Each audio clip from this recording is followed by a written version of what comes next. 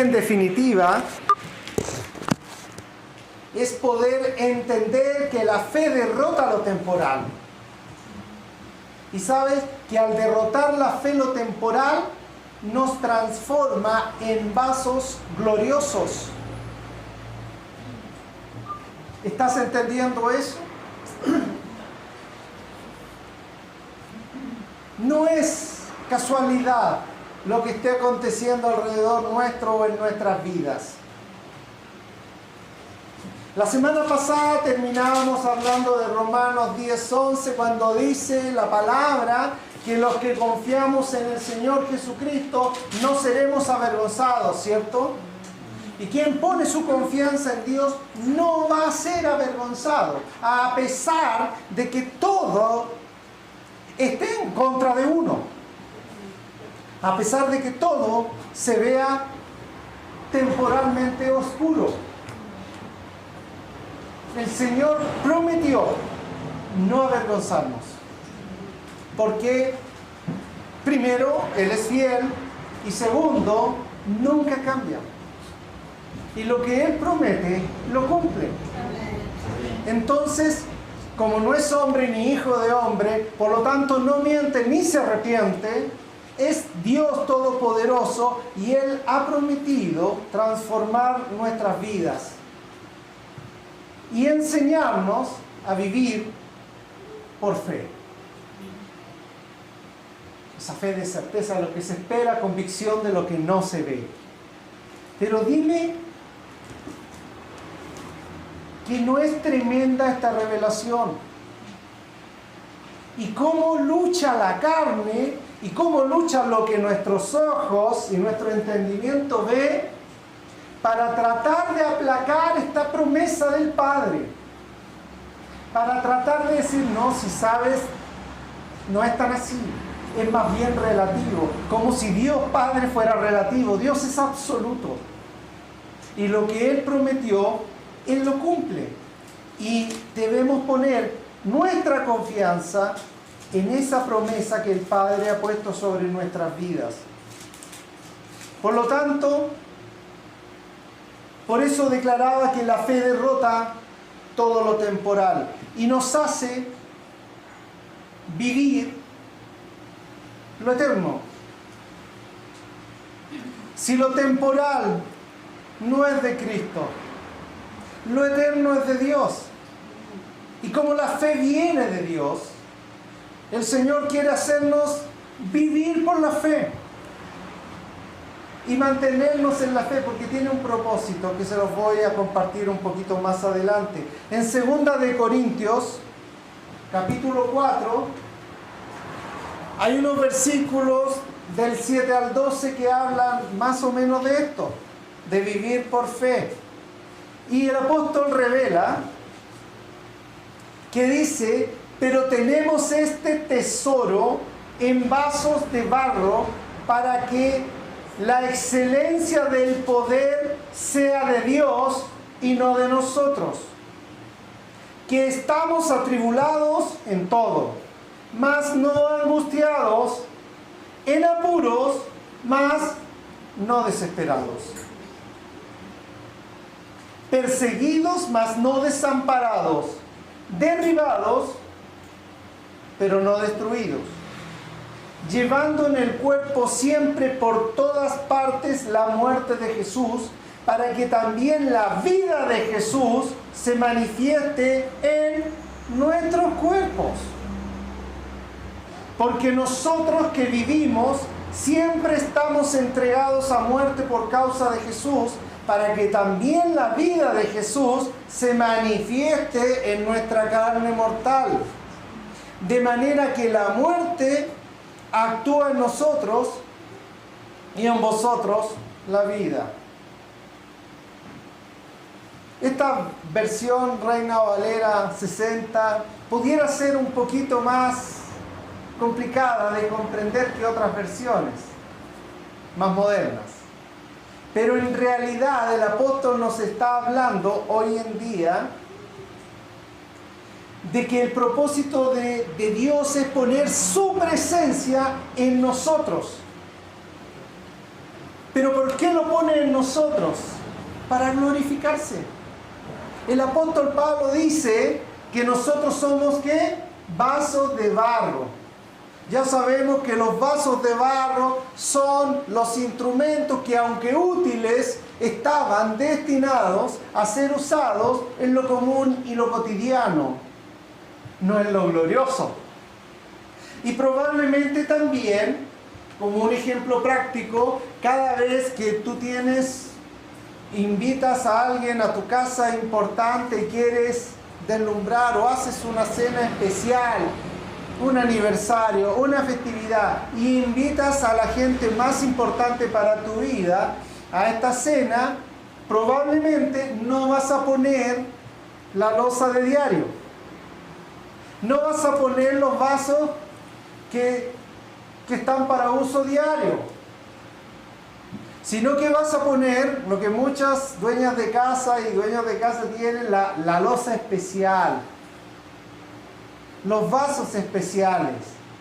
No pongo el vaso de vidrio, pongo el vaso de cristal. Pongo la loza que está destinada para ocasiones especiales. Y este es el mismo ejemplo que recoge el apóstol cuando dice: nosotros somos vasos de barro de uso diario, común y corriente. Y lo contradictorio es que en un vaso de barro de uso común y corriente pongamos o se vierta y se derrame lo glorioso que es la presencia de Dios, que debería estar ¿en qué? En vaso de oro, en vaso de honra, en vaso especialmente preparado. Eso es lo que está diciendo el Señor. Pero el Señor, a través del apóstol, nos dice: hago eso para que se muestre tu debilidad de vaso de barro, para que se muestre tu debilidad de vaso cotidiano que está sujeto al uso diario, que está sujeto a circunstancias que a diario pueden manifestarse y que nos hacen a veces decir: oh, no soy digno. Precisamente por eso el Señor pone y manifiesta su presencia, su gloria gloriosa en nosotros, no teniendo capacidad para contenerla, yendo contra todo lo que pudiera pensar a alguien. No, si la gloria se tiene que poner en vaso glorioso, en vaso de honra, no en vaso común, pero lo ponemos en nosotros, lo pone el Padre como una forma de respaldarnos, a pesar de ser un vaso de uso común. O la loza de diario, como volviendo a nuestro ejemplo. Y ahí vierte su presencia gloriosa el Padre. ¿Y qué más glorioso para el Padre que derramar que la presencia de su Hijo, Jesús? ¿Qué más glorioso para el Padre que verter en nosotros la gloria de Jesús? El que venció, el que está sentado en el trono, el que recibió nombre sobre todo nombre, el que puso condena sobre Satanás y sus huestes, al que cantan los cielos y alaba toda la creación. ¿Qué más glorioso que eso podrá resistir este vaso de barro? Esa gloria, difícilmente, si no fuera por la misericordia de Dios, si no fuera porque Dios nos ama tanto con ese amor eterno que define la palabra, porque Él es eterno y todo lo de Él es eterno, por lo tanto su amor es eterno en nosotros y Él lo derrama, porque tiene especial cuidado de todos y cada uno de nosotros. Para el mundo obviamente va a ser escándalo. Va a ser escándalo que se deposite lo glorioso en lo común. ¿Y qué tiene de especial este hombre? ¿Qué tiene de especial esta mujer? Y el mundo probablemente nos mira en menos. Desecha. ¿Pero para qué? Si ya lo usé. Ya la usé. No me sirve. Es desechable para mí. ¿Por qué se derrama el Padre en su vida? ¿Por qué se derrama gloria? Por eso es escándalo para el mundo y no logra comprender. Y viene el mundo y ¿qué hace? Agrede. Y vienen los versículos que dicen, atribulados en todo, mas no angustiados. En apuros, mas no desesperados. Perseguidos, mas no desamparados. No estamos abandonados. Podemos ser derribados, pero no destruidos. Amén. Jamás destruidos. Y por eso el Señor está permanentemente hablando. ¿Saben? Cuando se habla de los conceptos de angustia y desesperación, que dice la palabra, está apelando ¿a qué? A un sentimiento. Y el sentimiento proviene de los sentidos. Y en definitiva, los sentidos, ¿de dónde están controlados? De la mente. En donde está permanentemente atacando y controlando el mundo. Por eso dice la palabra,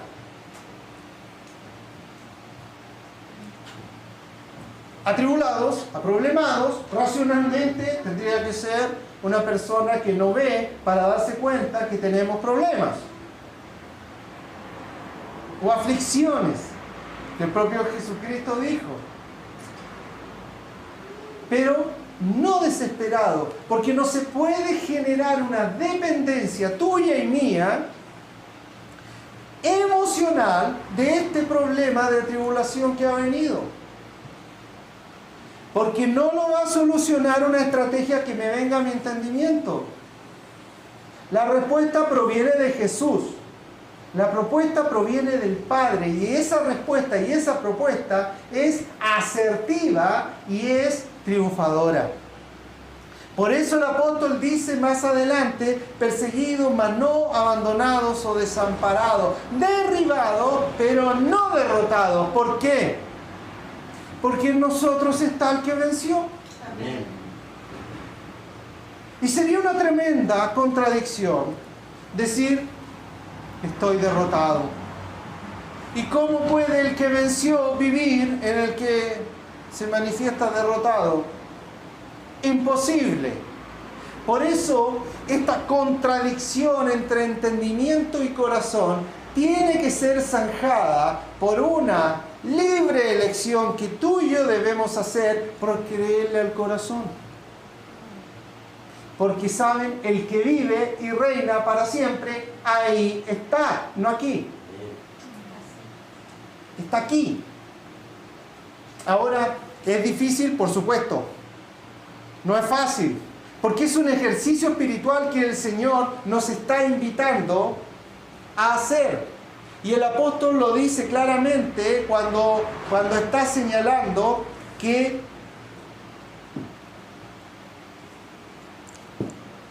porque nosotros que vivimos siempre estamos entregados a muerte por causa de Jesús, para que también la vida de Jesús se manifieste en nuestra carne mortal. De manera que la vida se manifieste.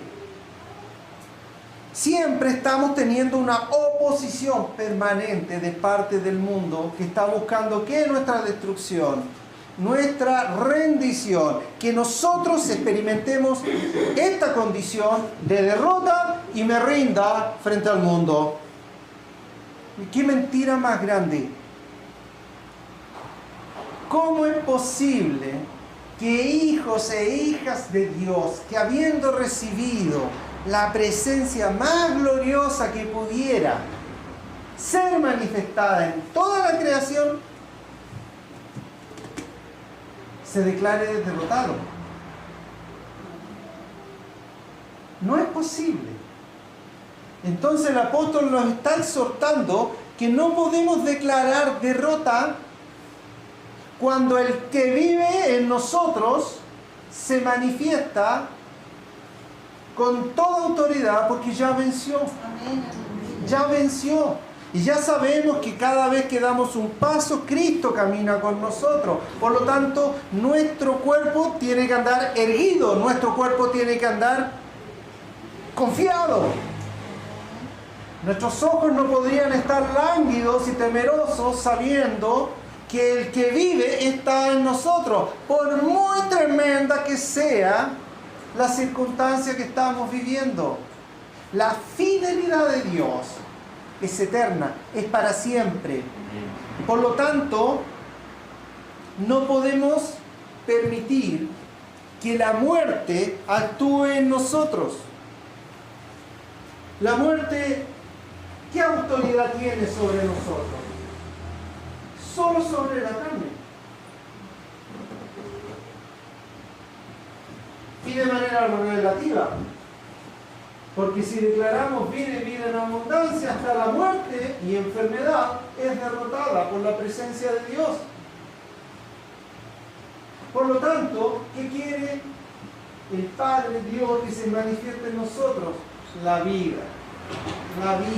La vida abundante. Y esa vida abundante está dada en nosotros por la presencia de Jesucristo en cada uno de nosotros, en nuestros corazones respectivos.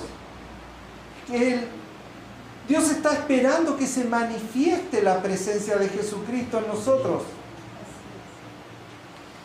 De manera que lo mismo que señala el Señor, que la cruz, que la resurrección, son testimonio para que cada uno de nosotros se vaya aferrando a esta tremenda esperanza de vida.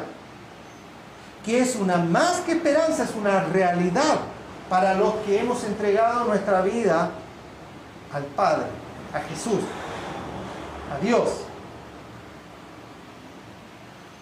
Y estamos siendo transformados permanentemente de muerte a vida. Porque el mundo agrede. Muerte, muerte, muerte, destrucción, fracaso. Permanente. Aquí, allá, sales. Te vas a relacionar con el mundo, te vas a relacionar con la familia, te vas a relacionar en otro lado. ¿Qué es lo que te dice el mundo? No puedes. Destrucción, enfermedad, incapacidad. Esa es una guerra constante. ¿Cuál es nuestra respuesta? Cristo vive en mí y me ha puesto vida, y no poca vida, vida abundante. Por lo tanto, la victoria de Cristo en la cruz es también mi victoria.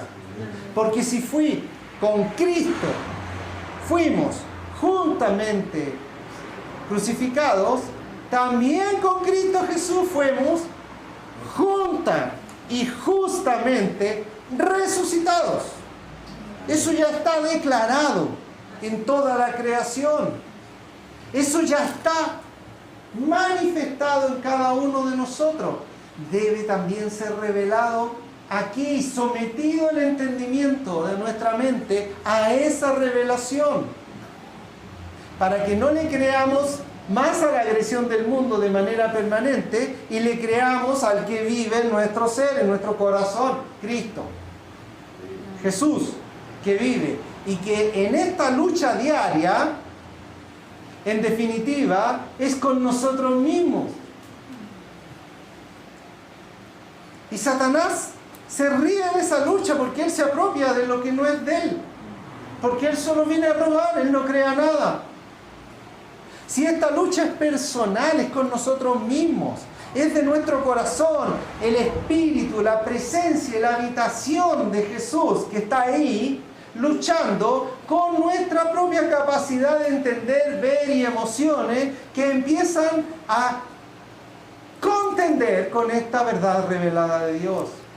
Como si lo mortal pudiera vencer lo eterno. De ninguna manera. No hay ninguna posibilidad, pero es una lucha que tiene que ser ganada por cada uno de ustedes y de nosotros. Cada uno de nosotros tiene que vencer y levantarse frente a este tiempo de tribulación, de problemas. ¿Para qué? Para que no seamos sometidos a la angustia. Para que no seamos sometidos a la desesperación. En definitiva, no seamos sometidos a los sentimientos. Y permanezcamos en el Espíritu. Eso es lo que está pidiendo el Señor hoy en día. ¿Para qué? Para que cada uno de nosotros pueda vivir por fe. Para que cada uno de nosotros pueda ser un más que victorioso. Eso es lo que está manifestando el apóstol. Realmente, el Señor quiere impactarnos con su gloria. Y ¿sabes? No es que venga un ministerio determinado, como cuando nos visitó Sergio y Nixie, y decirnos, la gloria de Dios está en ti. Y decir, oh, mira tremenda revelación que nos trajo. Está en la palabra. ¿Y por qué no se predica? Porque muchas veces nos hemos dejado seducir por tratar de entender la palabra, comprender la palabra. Y la propia palabra dice que es escándalo para sabios. Que la palabra se revela al sencillo y humilde de corazón, al que está libre. Entonces, entendiendo esta tremenda revelación, yo puedo decir, su gloria viene hacia mí. Camino como los gloriosos, porque la gloria está en mí. Me entiendo como en gloria, porque la gloria de Dios se manifiesta y su eternidad está en mí. Y eso es impactante. Y eso hace distinguir a estas personas que muchos reconocemos, oh, qué fe tiene el hermano, qué fe tiene la hermana para emprender un desafío y alcanza todo. Y Dios nos está diciendo, hijo, quítate la venda, arráncate los ojos, para que empieces a mirar con el corazón, porque esa misma capacidad que tú ves en tu hermano y reconoces, tú también la tienes. En plenitud. Entonces, es preferible para algunos refugiarse en la angustia y en la desesperación, en la tribulación, porque así se autocompadece y termina poniéndose cadenas de sentimientos en su ser. Cuando esas cadenas ya las venció Cristo. Cuando esas cadenas ya las rompió, eslabón por eslabón, lo hizo pedazos. Jesucristo con su triunfo en la cruz y su resurrección, y cuando se sentó, como dice la palabra, a la diestra del Padre, toda gloria sobre Él. ¿Y qué hace Jesucristo? Comparte su gloria con nosotros. Entonces, te tienes que ver como un glorioso. Y no es por hablar con falsa modestia. Es peligroso para el mundo lo que está en nosotros. Es una contienda ganada, lo que está en ti. Y entonces, cada vez que en vez de mostrar tu desesperación o en definitiva los sentimientos, muestras la gloria de Dios, el triunfo se manifiesta. Y esa es la diferencia.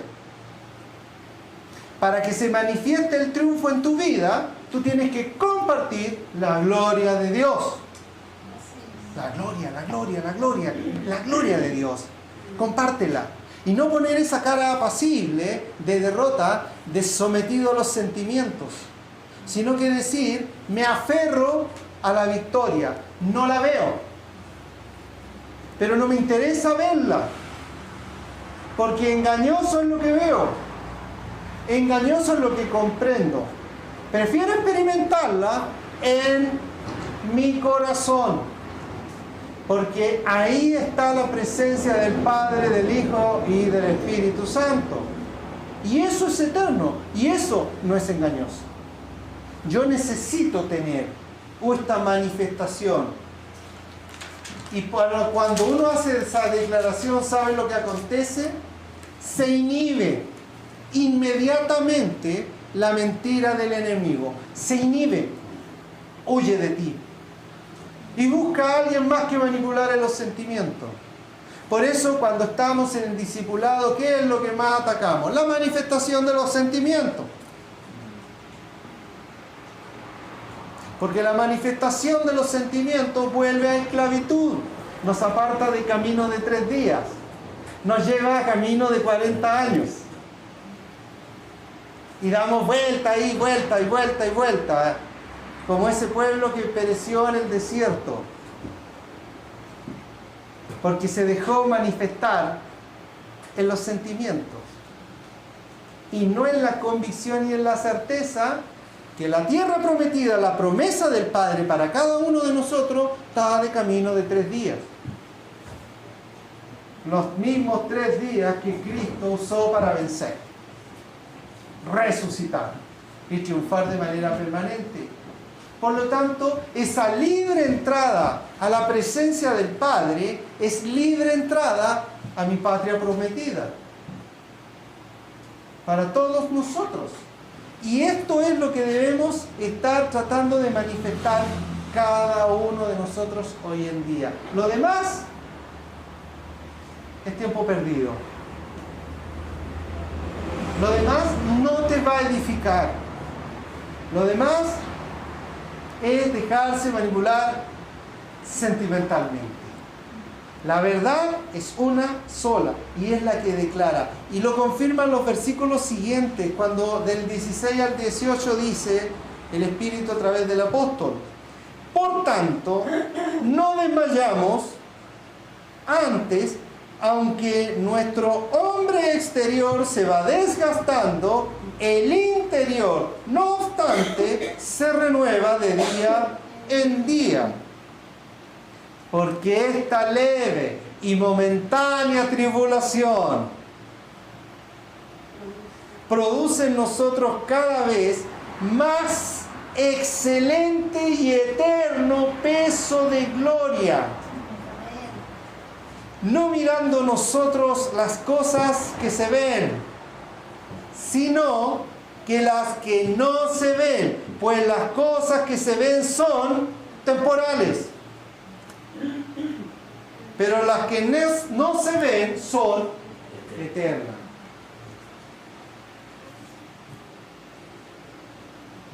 ¿Sabes que a quien se le revela estos 3 versículos? Se reveló todo. Se reveló todo. Porque dice que no vamos a desmayar, no vamos a dejarnos caer, no nos vamos a dejar vencer. Porque antes, que aunque lo externo naturalmente se desgasta y tiene fecha de vencimiento, porque que yo sepa, ninguno de nosotros tiene asegurada la vida más de 100 años, 110. Nos fijó el límite el Señor. ¿Ya? Pero eso es lo exterior. Y tiene fecha de agotamiento y de vencimiento. En algunos casos se podrá pasar un poco, en otros conforme al desgaste antes, pero eso que se va desgastando en el exterior, en el interior no sucede. Dice la palabra, y yo lo creo, se renueva día a día, no se agota. Día a día, ¡pum!, se renueva. La presencia gloriosa de Jesús se renueva día a día. Despertaste y empieza la contienda entre tu entendimiento y tu corazón, y que viene Jesucristo y te dice: a ver, pongamos las cosas en su lugar. Aquí yo reino, porque yo vencí. Entonces empieza esa contienda entre lo externo y lo interno. Pero la palabra dice que aunque lo externo se va desgastando porque no tiene ninguna posibilidad de subsistir, el interno ni siquiera se mantiene, se renueva día a día. Por lo tanto, lo que hoy en día te pudiera haber estado inclinando a la desesperación, mañana no. Porque al activarse la presencia de Jesucristo, lo primero que va a hacer Jesucristo es decir, a ver, engaño y desesperación acá, fuera. No venga, no tienes autoridad. Yo ya vencí sobre esa área. Y al otro día podrá el hombre externo, a través de sus sentimientos y a través de lo que ve, tener otra propuesta y otra respuesta de desesperación. Y reaccionará Cristo, el que venció. Y eso nos traerá libertad. Y eso nos trae la victoria asegurada. Por eso dice el Señor que esta leve tribulación, leve, es momentánea. Pasará. Y sin embargo, ¿qué produce en nosotros? Peso de gloria. Porque al renovarse la misericordia de Jesucristo en cada uno de nosotros, hace que se active esa gloria que está en ti y en mí. Gloria de Dios. Gloria. Y saben, la gloria de Dios es pesada. ¿O no te ha tocado en lugares cuando se manifiesta su gloria y tú caes postrado y tú sientes ese peso que te inclina a adorar y estar postrado delante del Padre? Ese es el peso de gloria. Y saben, estamos siendo fortalecidos todos los días por Jesucristo para soportar este peso de gloria. Por lo tanto, tú y yo tenemos una armadura, la misma armadura de Efesios 6, pero esta armadura no es la armadura romana, no es el contexto que hoy en día se pudiera manifestar modernamente como un traje exoesqueleto que te da fuerza y vitalidad y te hace un super soldado. No, esta armadura es gloria de Dios. Gloria de Dios. Que obviamente tú tienes que dejarla salir y cada uno de nosotros debemos dejarla salir. Y esa gloria cega al enemigo. Esa gloria ciega al mundo. Y el mundo que empieza a ver en nosotros el brillo de Jesucristo. Y no el desgaste del hombre o la mujer externa. Empieza a ver la gloria de Dios. Ahí viene Jesús. Ahí no viene Juan Carlos, viene Jesús. Eso empieza a identificar el mundo. Ya no viene el yo, viene el él, el que es. Y en cada uno de nosotros, el yo soy se está manifestando ¿con qué? Con gloria, con peso de gloria. Por lo tanto, ese ejercicio espiritual que hacemos todos los días está destinado ¿a qué? A soportar el peso de gloria. Porque si no tendríamos que andar siempre arrastrándonos, porque la gloria no se va a ir. No se va a ir la gloria de Dios. Ahí está, se estableció Cristo. Y te está animando a que ejercítate, hijo, hija, para que no tengas que andar arrastrándote con mi gloria, sino que camines.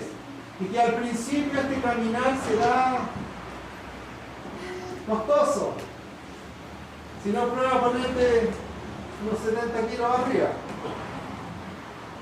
Pero después que se ejercitó, el peso de gloria ya no se experimenta. No se experimenta. Y se puede manifestar. ¿Qué marca la diferencia en la antigüedad?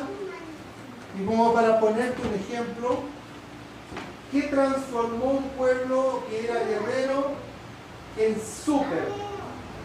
El pueblo espartano en Grecia. Cambiaron su modo de combatir. Y aproximadamente 45.000 espartanos derrotaron en la primera guerra contra los persas a 450.000 que venían con caballería, que venían con carros de guerra, que tenían una estrategia de guerra. ¿Y cómo los derrotaron? Transformaron toda su manera de combatir. La espada grande que usaron la achicaron para que fuera más liviana. ¿Ah? Empezaron a usar una aleación de bronce, de cobre y estaño que fuera más fácil de soportar que la de hierro. Acomodaron su armadura, y su armadura, que pesaba aproximadamente, su equipo de guerra que pesaba aproximadamente 25-30 kilos, lo que hoy día un soldado porta cuando va al combate. No ha cambiado nada la cosa en miles de años, pero ellos entrenaban permanentemente con ese peso y los hacían correr maratones con ese peso. Entonces el pueblo que entraba en combate, venían los persas, 450.000, sin medio millón contra 45.000, 10 veces menos. Y venían avanzando lentamente con su armadura y tenían que combatir en lugares planos porque no podían más, y su caballería tenía que andar por un camino que pudiera entrar y así. ¿Y qué hacían los espartanos? Corrían y atacaban. Los arqueros no alcanzaban a apuntar porque venían corriendo. Y enfrentaban a la caballería y pasaban corriendo y cortando a un derrotado los persas. No podían entender porque soportaron el peso de su armamento. Se ejercitaron y cambiaron la historia. No pudieron ser derrotados. De la misma manera tú y yo, ejercita para que este peso de gloria no te tenga arrastrado ni caminando con los pies sin poderlos levantar. Porque lo que muchas veces nosotros confundimos y le decimos que el enemigo me tiene atribulado y me tiene detenido, y el enemigo se ríe porque se apropia de esa propia declaración tuya, cuando en realidad no es el enemigo. Es la gloria de Dios, su peso, que no estamos en condiciones de transportar. Y Dios quiere que corramos con la gloria, que vayamos. ¿Por qué? Porque somos victoriosos y estamos ahí. Y si el enemigo me tiene achibulado, y el enemigo, sí, yo te tengo así. Recuerda que el enemigo todo lo que habla es mentira. Todo. Ni engaño. Entonces, sí, efectivamente, yo estoy mostrando mi poder. ¿Y qué crees que dice Dios? ¿Qué crees que dice Jesús que está en ti? Reacciona, deja de mirar con tus ojos y mira con tu corazón y entiende que yo te quiero corriendo. Y esta pesadez es mi gloria que lucha contra tu carne. Y ejercita tu carne, ejercita tu ser para que puedas soportar la gloria. Y más encima, esta gloria que te hace eterno. No de desgaste, no de fecha de término, sino que eterna. Y en esta condición debemos nosotros estar esperanzados. ¿Saben?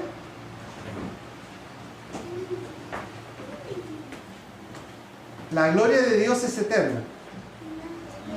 Y el mundo nos está recordando que nuestro cuerpo tiene fin. Dios prometió vida eterna. El mundo, ¿qué dice? No pasa de 100 años. ¿Qué hace el mundo? Para mantenernos quietos, busca el empate. Para mantenernos inactivos. Lo mismo que hace el mundo hoy en día, la sociedad, la política. ¿Cómo se manifiesta la política hoy en día? Con los empates.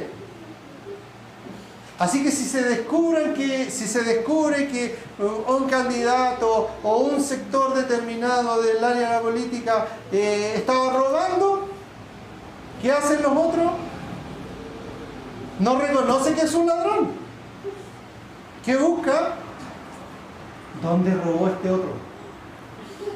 Entonces cada vez que me diga que yo soy ladrón, yo también le puedo decir a él, tú también eres ladrón. Entonces empatamos.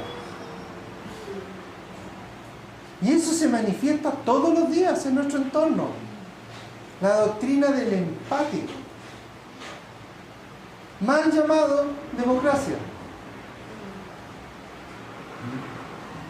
Están buscando normalmente los empates sobre ¿qué verdad?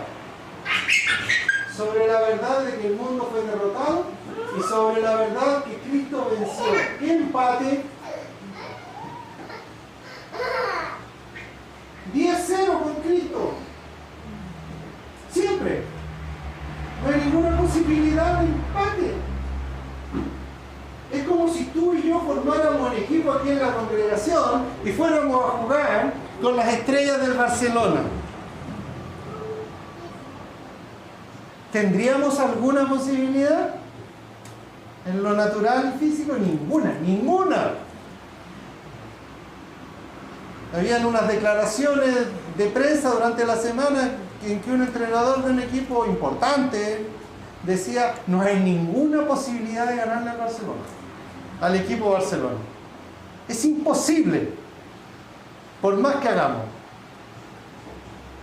Bueno, esa misma analogía y relaciones con Cristo en nosotros. No hay posibilidad de empate. Solamente derrota del mundo y triunfo de Cristo. Y esa manifestación de la gloria de Dios en ti y en nosotros tiene que revelarse para que tú te puedas posesionar a que estás viviendo en fe. En fe. De esa manera nosotros podemos determinar lo importante que es vivir en fe. Ahora, para que pudiéramos vivir en fe, ¿qué hizo el Padre?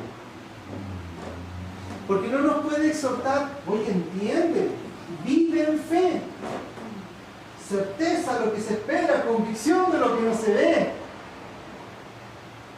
Y ya se la tienen que saber de memoria porque se lo repito todos los domingos, y cada reunión. Pero viene la pregunta, ¿y cómo? ¿Y cómo vivo en fe? Si no es el cómo, es el deja hacer. Porque en 2 de Corintios 5, en el versículo 5, quinto, te dice el cómo y por qué. Te dice la palabra, mas el que nos hizo para esto mismo es Dios. ¿Se acuerdan? Al principio, la creación, en Génesis, Dios trabajó 6 días y después descansó. Todo hecho. Eso te incluye a ti y a mí. Hecho. La obra está hecha. Cuando Dios hizo la creación, determinó la eternidad y en algún momento habló en un Juan Carlos, en un Cristian, en una Laura. Punto. Está hecho. Y dice la palabra que Dios reposó, entró en descanso. ¿Por qué? Porque toda la creación que era buena y hermosa te incluye a ti y a mí. Por lo tanto, la obra ya la hizo Dios en ti y en mí, y eso no cambia. Eso es lo que está diciendo aquí. Porque para esto mismo que nos hizo Dios, quien nos ha dado, y esta versión tan poética dice, las arras del Espíritu. ¿Qué son las arras? Las arras son la garantía. En el pasado, cuando se cumplían los contratos, se establecía una garantía, incluso antiguamente en la misma España, donde nosotros tenemos una influencia tremenda, cuando se producía un matrimonio, por ejemplo, el novio entregaba una garantía, 12 monedas de plata. ¿Y se la entregaba a quién? Al suegro, al papá. Esta es la garantía, que era una inversión importante, de que yo voy a cumplir lo que me comprometí con su hija. Y así en muchas otras maneras de convenio y acuerdos se entregaban las arras, que es la garantía física, no es solo la palabra, sino que mire, hoy en día yo pongo este valevista por 1.000 millones de que voy a cumplir mi promesa al gentil. Y este valevista está a tu nombre. Toma. Si yo lo cumplo, tú lo cobras. Y los 1.000 millones ya están apartados. Ya están depositados a tu nombre. Ese documento lo único que necesita es un endoso y se cobra 1.000 millones. Eso es lo que dice el Señor. He puesto en ti mi espíritu como garantía que tú entiendas que mi gloria y mi promesa está en ti. El Espíritu Santo viene a ser la garantía. Y muchos a veces piensan que lo importante es, no, qué bueno que tengo el Espíritu porque esto me sustenta. No, si te sustenta Cristo, que está ahí. Dice, yo hice morada en ti. Y con esa convicción, espera, muévete. Porque no solo tienes a Cristo, tienes la garantía de que el Espíritu Santo está pronto a ser endosado para hacer bendición en tu vida. En cada tiempo, en cada momento. ¿Saben? El Espíritu Santo es la garantía que nos permite vivir por fe. Eso es lo que está queriendo manifestar el apóstol en nosotros. El Espíritu Santo es la garantía real para los que son más jurídicos, dejada por Jesucristo, de que su gloria es real. Por eso el Señor dice, enviaré de mi Espíritu como una garantía y prueba de que toda mi presencia prometida en ti se hace. Y eso te permite a ti vivir por fe. Vivir por fe. Eso es una tremenda bendición. ¿Por qué crees tú que el versículo 7 de este mismo capítulo que dice? Porque por fe andamos y no por vista. Porque andamos por fe, no por vista. Y la diferencia es esa, ¿sabes? No andamos por lo que comprendes. Porque tu comprensión a lo más te lleva al empate. A lo más. En el mejor de los casos empatamos, cuando es por comprensión. Pero cuando andamos por fe, ¿a dónde nos lleva? A la victoria. A la victoria. A la gloria de Dios. Cada uno de nosotros tiene que tomarse de esta palabra. Y por eso, cada vez que escuchamos la palabra o una alabanza que dice que esta leve y momentánea tribulación es temporal, pasajera, no se compara con el peso de gloria que yo tengo, que tú tienes, cada uno de nosotros. No se compara. Si en definitiva esta leve y momentánea tribulación no es tu problema, es problema de Dios. Dios sabrá defenderte. Y de hecho nos defiende. Súper bien. Maravillosamente. ¿Pero qué está esperando el Señor? No te inclines por vista al empate. Deja que mi gloria se manifieste. ¿Para qué? Para hacerte más que vencedor. Porque el más que vencedor está en ti. Y esa verdad nos da una tremenda victoria. Ahora, cuando miramos con los ojos de la vista, ¿qué vemos? Tribulación, angustia, desesperación, empate. Cuando vemos por la fe del Espíritu, ¿qué vemos? La gloria de Dios. Y cuando se manifiesta la gloria de Dios, triunfo. Triunfo. No hay ninguna posibilidad. El enemigo huye. Las oposiciones son derrotadas. Y la respuesta de Dios se manifiesta. El pronto auxilio prometido de nuestro Padre se manifiesta. Por eso, hoy en día, el Espíritu nos está exhortando y Cristo mismo nos está exhortando, vive por fe. Aunque seas vaso de deshonra. Mira, eres vaso común y corriente. Pero yo he servido en ti el vino real. Yo he puesto en ti la gloria mía. ¿Y por qué? Eres Dios. ¿Por qué no va a dar una explicación? Él deseó verter su presencia en nosotros. ¿La vertió en todo? No. Si no he hecho una mirada.